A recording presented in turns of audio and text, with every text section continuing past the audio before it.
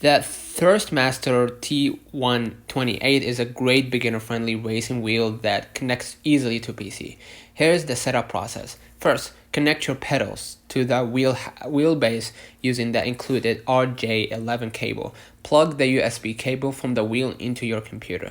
Download and install the Thrustmaster control panel from the official Thrustmaster website. Once installed, open the software. It should detect your T128 automatically. Update the firmware if prompted. Test your steering, pedals and buttons using the built-in calibration tool. Lastly, launch your favorite racing game like Assetto Corsa or Forza Horizon. Okay, select T128 as the primary input device. Pro tip: if steering feels off, reset calibration through control panel properties. Reset. Works perfectly on both Windows 10 and 11 with full force feedback support. Don't forget to like and subscribe. See you in the next one.